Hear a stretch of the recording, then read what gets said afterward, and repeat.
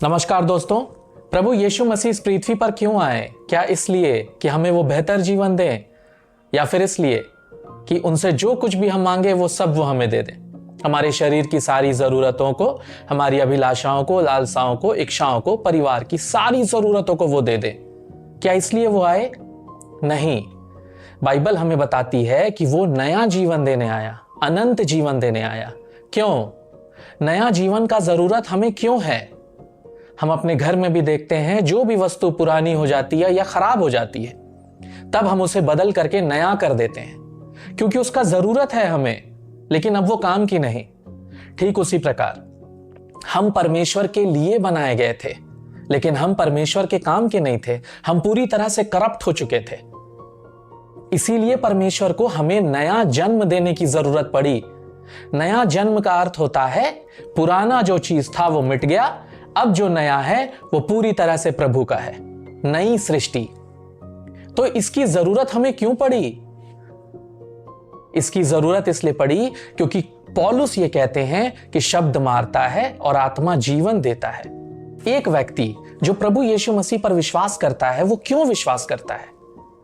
उसको इस बात का सबसे पहले ज्ञान हो जाता है कि शब्द अर्थात जो लॉ है, जो परमेश्वर ने मुझे दिया, उसे मैं पूरा कर नहीं पाऊंगा। और बाइबल ये कहती है कि व्यवस्था 100% ओबीडियंस के लिए बनाई गई थी। मतलब एक आज्ञा भी अगर टूटा तो हम मर जाएंगे। तो व्यवस्था इसलिए नहीं दी गई थी कि उससे हमें जीवन मिले।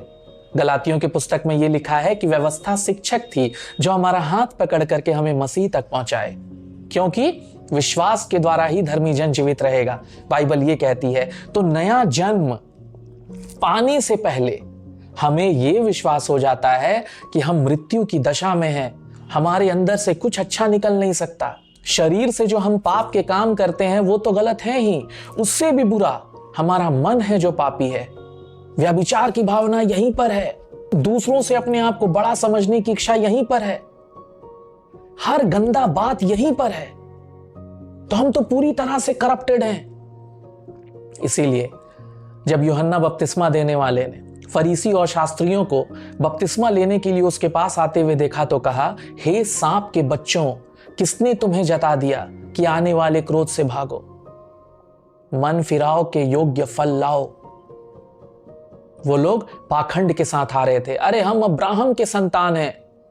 ठीक उसी प्रकार आज भी बहुत सारे लोग एक पास्टर के घर में जन्मे होंगे, क्रिश्चियन लीडर के घर में जन्मे होंगे, या फिर क्रिश्चियन फैमिली में जन्मे होंगे। उसके मन में यह विश्वास है, भाई मेरा तो उद्धार हो ही जाएगा, कौन मेरे को रोकेगा? गलत। मन फिराओ जरूरी है। और किस बात से मन फिराएं? हम व्यभिचार किए थे, मुझे माफ कर दे प्रभु, इतना काफी नहीं है। मन फिराओ का अर्थ यह है, मैं पूरी तरह से पाप में पड़ा हुआ हूं, मुझ में से कुछ अच्छा निकल ही नहीं सकता प्रभु। हमारी ये अवस्था है, इसको हम जान जाते हैं ना, तब हम जीवन ढूंढते हैं। मैं मरी हुई दशा में हूं, निश्चित मरूंगा। परमेश्वर न्याय करेगा, मैं निश्चित मरूंगा। मुझे जीवन चाहिए, मुझे जीवन चाहिए। तो जो जीवन को ढूंढता है उसे नया जन्म प्रभु देते हैं। तभी ये वचन पूरा होता है, आत्मा जीवन देता है। शब्द मारता है, शब्द हमें मृत्यु की अवस्था में पहुंचाया अर्थात व्यवस्था, लेकिन अनुग्रह पवित्र आत्मा हमें जन्म देते हैं, नया जन्म देते हैं। क्यों देते हैं? फिर दोबारा मरने के लिए नहीं, जीवन जीने के लिए। तो ये मसीही जीवन क्या है मेरे प्रियो? मसीही जीवन है प्रभु यीशु मसीह के ऊपर भरोसा करते हुए जीना, प्रभु यीशु मसीह के लिए जीना। जैसे ही हमने विश्वास किया उसी वक्त हम धर्मी ठहर गए। एक ही इंस्टेंट मोमेंट पे ये हो गया, हम धर्मी हो गए विश्वास के द्वारा। अब यही धार्मिकता हमारे जीवन से प्रकट होना चाहिए, हमारे शरीर के द्वारा, हमारे अंगों के द्वारा प्रकट होना चाहिए। संसार के लोग हमें देखें तो कहें कि हम मसीही हैं।